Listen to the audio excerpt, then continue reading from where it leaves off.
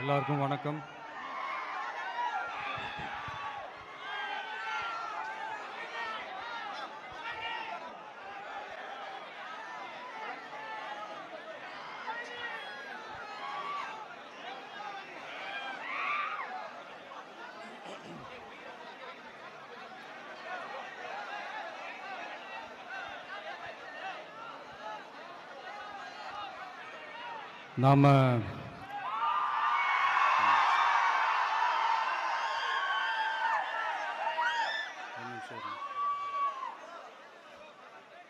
நாம அரசியலுக்கு வந்ததிலிருந்தே நம்மளை பற்றி நிறையா சில வதந்திகள் எல்லாமே சொல்லிக்கிட்டு இருக்காங்க இல்லையா?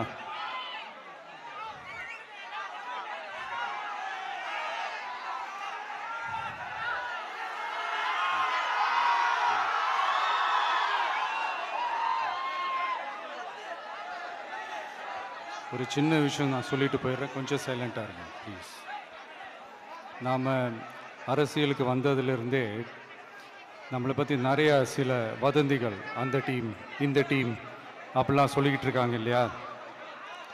ஆனால் இவர் எந்த டீமும் கிடையாது, மக்களுடைய டீம், பீப்புள்ஸ் டீம் அப்படின்னு எல்லாருக்கும் தெரிஞ்சதுக்கப்புறம் வேற என்ன அவதூறு பரப்பலாம் இவர் மேலே அப்படின்ட்டு ட்ரை பண்ணி எல்லாமே அவங்களுக்கு ஒர்க் அவுட் ஆகலை.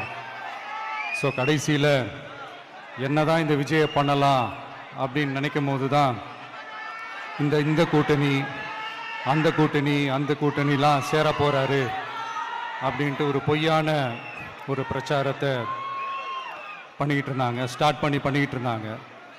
இந்த நியூஸ் எல்லாம் கேட்டு நீங்கள் கொஞ்சம் கன்ஃபியூஸ் ஆகிருப்பீங்க. அதனால் இங்கே மறுபடியும் ஓப்பனாக தெளிவாக ஒரு விஷயத்தை நான் சொல்கிறேன். நாங்கள் எப்பவுமே மதச்சார்பற்ற கொள்கைன்றதில், அந்த ஸ்டாண்ட்லேயோ, மதச்சார்பற்ற சமூக நீதின்ற அந்த நிலைப்பாட்டிலையோ எப்பவுமே சமரசம் வச்சுக்கவே மாட்டோம். நம்மளுடைய தலைமையில தான் ஆட்சி அப்படின்றதுல எப்பவுமே உறுதியாக இருக்கிறோம்.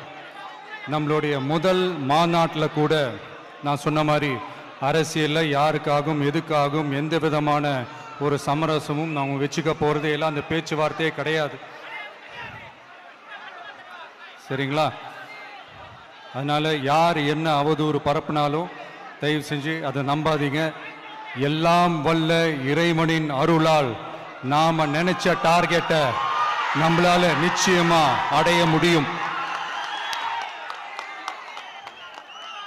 இன்னைக்கு என்னுடைய இஸ்லாமிய சகோதர சகோதரிகளுக்கு என்னுடைய ரமலான் நல்வாழ்த்துக்கள். கான்ஃபிடென்ட்டா இருங்க, நல்லதே நடக்கும், வெற்றி நிச்சயம்.